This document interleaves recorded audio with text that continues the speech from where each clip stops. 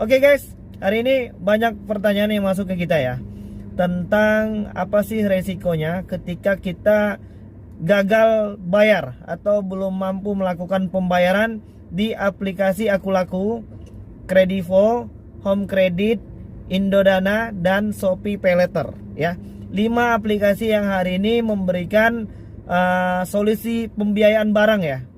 Buat kalian yang mungkin sudah pernah ngutang atau nyicil di aplikasi ini, mungkin beli handphone atau mungkin beli barang-barang yang lain, dan hari ini belum mampu melakukan pembayaran dengan alasan bahwasannya hari ini kita memang benar-benar tidak mampu untuk melakukan penyicilan atau mungkin pelunasan di aplikasi tersebut. Kita pengen ngejelasin ya tentang apa saja resiko yang mungkin akan kita hadapi ketika kita tidak mampu untuk melakukan pembayaran di 5 aplikasi tersebut. Oke, kita pengen kasih tahu dan bongkar satu persatu supaya nanti kalian mengerti dan bisa menerapkan ini agar kalian nanti bisa sedikit lebih tenang ya. Oke, yang pertama itu adalah ketika kita memang belum mampu melakukan pembayaran dengan alasan ketidakmampuan. Hal yang pertama, mereka akan mengkonfirmasi melalui via telepon. Mereka akan tagih melalui via telepon. Dan tugas kita di situ adalah bersifat kooperatif. Dengan catatan kita harus menjelaskan keadaan perekonomian kita hari ini. Jelaskan saja bahwasannya kita memang belum mampu untuk melakukan penyicilan ataupun pembayaran. Karena memang mungkin ya untuk kawan-kawan yang sedang dirumahkan itu sudah tidak menerima pekerjaan dan tidak menerima penghasilan lagi. Yang kedua, tempokan jadwal pembayarannya. Terserah itu mau bulan depan atau mungkin 2 bulan lagi. Yang penting ada iktikat baik dan pernyataan kita siap untuk bertanggung jawab dan siap melakukan penyicilan atas barang yang pernah kita ambil atau mungkin yang dibiayai oleh mereka. Oke, sampai dengan di situ tugas kalian selesai, bahwasannya kalian memang punya iktikat baik untuk melakukan pembayaran penyicilan ketika nanti kita sudah punya uang. Dan yang kedua, ketika nanti kalian ditagih atau mungkin diteror, terserah mau dari aplikasi apa saja ya, kalian harus mampu bersikap tenang, berpikir jernih, dan tidak melakukan tindakan-tindakan yang mungkin bisa merugikan diri sendiri, orang lain, dan orang-orang yang kita sayangi. Hari ini ada ribuan orang yang hari ini menunggak pembayaran karena memang mereka belum mampu melakukan penyicilan atau mungkin pembayaran. Jadi kita harus bisa menguasai diri kita sendiri terlebih dahulu dengan tidak panik dan membuang semua rasa takut. Dan yang ketiga, jika seandainya beberapa aplikasi tersebut mengirimkan surat tagihan, ya sudah, kalau masih bersifat surat ya namanya mereka mengirimkan ya kita terima, mau tidak mau pengantar pos akan antarkan itu ke alamat kita. Ya silahkan saja diterima dengan baik dan dibaca dengan seksama. Dan yang selanjutnya adalah ketika debt collector datang ke rumah. Dan hari ini banyak pertanyaan yang masuk ke kita itu tentang debt collector dari 5 aplikasi tersebut. Apakah 5 aplikasi ini memang sudah benar-benar punya debt collector lapangan? Jawabannya benar, dan hampir di setiap daerah, khususnya untuk yang di kota-kota besar. Kenapa seperti itu? Karena 5 aplikasi ini memang sudah terdaftar di OJK sebagai salah satu aplikasi yang beroperasi tentang pembiayaan. Jadi mereka ini sebenarnya bukan pinjaman uang online ya. Mereka ini produk pembiayaan, berbeda.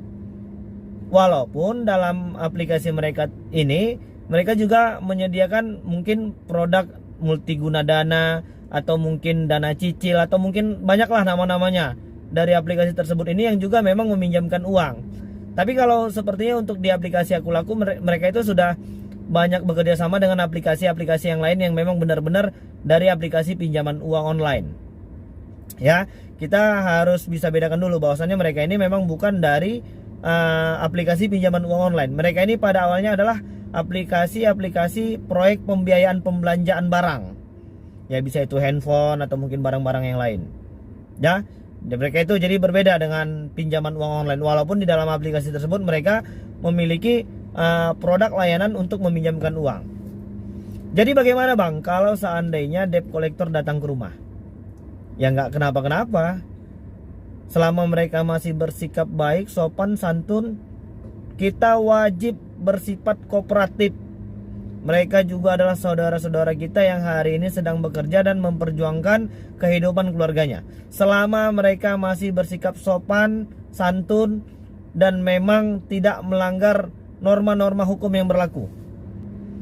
Dan yang kedua, ceritakanlah bahwasannya keadaan kita hari ini memang belum mampu melakukan penyicilan dan pembayaran.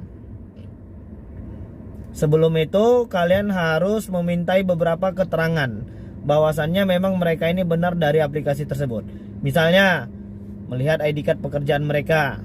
Yang kedua adalah kartu tanda pengenal. Itu harus sama. Kalian berhak mempertanyakan itu. Dan yang ketiga adalah surat penugasan dan surat kuasa penagihan. 3 hal ini harus ada. Kalau tidak ada bagaimana bang? Ya jangan dibayar. Kalau seandainya mereka itu melakukan penagihan ke rumah, minta langsung dibayarkan, kita tetap pesankan untuk melakukan pembayaran itu melalui aplikasi menggunakan kode virtual akun. Ya, itu untuk jaga-jaga supaya nanti kita tidak masuk ke dalam jurang penipuan. Jadi lebih baik kita melakukan pembayarannya itu menggunakan kode virtual akun. Dan yang selanjutnya, ketika mereka melakukan penagihan, setelah mereka memiliki 3 syarat pokok untuk bisa melakukan penagihan tersebut, ya mintalah tempo dan berceritalah sebaik mungkin ya. Mudah-mudahan sampai sejauh ini sih mereka itu juga tidak terlalu bagaimana begitu ya. Mereka juga baik kok ya, masih bersikap sopan selama kita juga pun bersifat kooperatif. Jadi tidak ada yang perlu dikhawatirkan. Apalagi hari ini banyak itu teman-teman itu yang merasa malu sih sebenarnya. Malu ketika debt collector itu datang ke rumah. Sebenarnya sih nggak ada masalah. Ya namanya mereka itu juga bersilaturahmi. Mereka juga ditugaskan untuk menagih hutang. Ya jadi kalian harus bisa menguasai diri kalian sendiri itu tentang perasaan malu. Hari ini banyak orang kebingungan karena takut malu ya. Padahal ya biasa saja. Kalau ada debt collector yang mau datang ke rumah ya nggak apa-apa selama masih bersikap baik.